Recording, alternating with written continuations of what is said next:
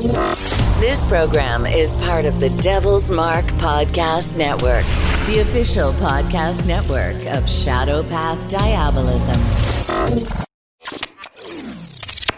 This is the Dark Illumination Report podcast for Friday, September 18th, 2020. This is Getting Started in Shadow Path Diabolism Part 3. This is the Dark Illumination Report podcast, the official podcast of Shadow Path Diabolism, your daily dose of Diabolonian philosophy to inspire you on your journey down the crooked shadow path. Here's your host, R.J. Womack, Brother Nero. Hey everybody, thanks for joining me for another episode of the podcast.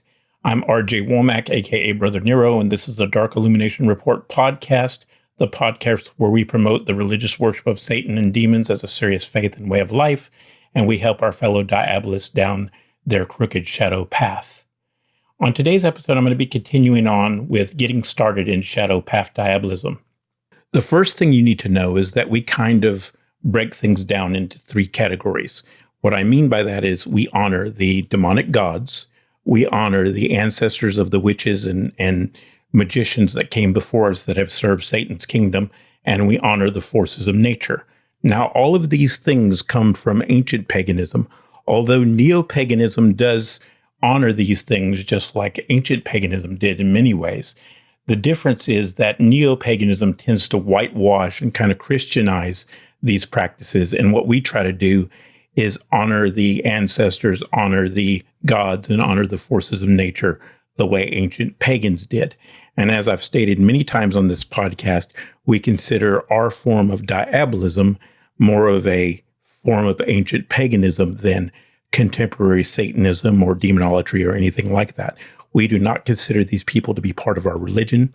We are trying to get away from left-hand path occultism or occultism in general and go back to a more folklore, more folk sort of magic, witchcraft sort of thing when we do it. And I've explained this fully in other episodes, so I won't be going over that again. But I just want to make that clear for anybody who might be listening for the first time. Now, the first thing I want to address is the ancestors, how we deal with the ancestors. Many people that come to diabolism from a Christian background, so they don't feel comfortable honoring their ancestors or their family relations because they don't want to honor Christians in their Diabolonian practice. So if you don't feel comfortable honoring your family members because you've been abused or because they're Christian or because you were adopted and you don't feel comfortable honoring your ancestors who you never met, that's fine.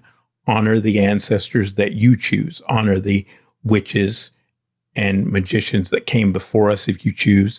Honor people that you consider special or important to you. That could be LaVey, that could be Aquino, that could be whoever you choose, Crowley. Even though I say we're trying to get away from Western occultism, that doesn't mean you can't honor them for their contributions to magic and to witchcraft and to occultism if you so choose.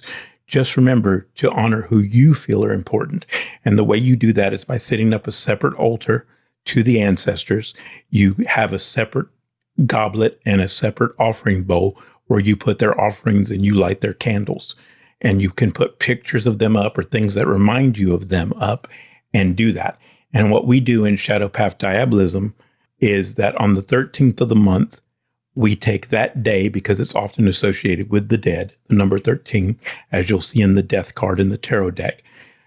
We take that day of the month and we honor the ancestors if we haven't done so already. And even if we have, we do a specific ritual to them. We do some kind of hoozle or some kind of mass type offering where we share a meal and a drink with them and we toast them and we make offerings to them on the 13th of the month. So some of you were asking for specific practices. That's one of the ones that we do in Shadow Path Diabolism. On the 13th of the month, we honor the ancestors. And as far as what to put on your offering bowl, you can design it with whatever sigils or whatever artwork you feel is most appropriate for your practice. But I would recommend that you take the time to paint or etch your offering bowl or carve sigils into your offering bowl or whatever symbols you feel are important. And I would pick a goblet that has some kind of theme associated with the dead or the ancestors. That's what I would personally do. And that's one of the things that I think is important. Now, just remember that although neo-paganism does do this, they do honor the dead, they do certain rituals, certain traditions of hoodoo, certain traditions of neo-pagan religion do this. This practice is far older than that. And you can see it in many ancient cultures, African cultures. You can see it in Greek and Roman culture, and you can see it in Norse pagan cultures. So it goes back many, many centuries, and it also has been done by many cultures throughout the world. So it's nothing new, it's nothing modern, and it didn't become evil or associated with evil until the Christians came around and said, oh yeah, by the way, while we're spreading this Christianity thing, we want to tell you not to engage with the ancestors because that's considered spiritism and it's considered evil and it's considered sinister and against the Christian God, okay? So that's the thing you have to understand about that. It was not considered evil or sinister. It was not considered something negative until Christianity made it so. But the one thing I will tell you is that just remember that the spirits of the dead are not always accurate in their predictions. The spirits of the dead do not always tell you the truth. They're just like people, just like you and I. There's bad people, there's good people, there's good dead, there's bad dead. And they are not anywhere near as accurate as demons are. It's one of the distinguishing characteristics between demonic spirits and the spirits of the dead. Demons can predict things accurately. The dead cannot, or do not usually, have a very accurate track record. So just be aware of that. That about wraps it up for today, guys. I'll see you next time. Take care. May Satan be with you. Thanks for being here. Thanks for your support. Hope to see you soon. Take care. Bye-bye. If you would like to learn more about the Shadow Path Diabolism tradition of occultism, go to rjwomack.com.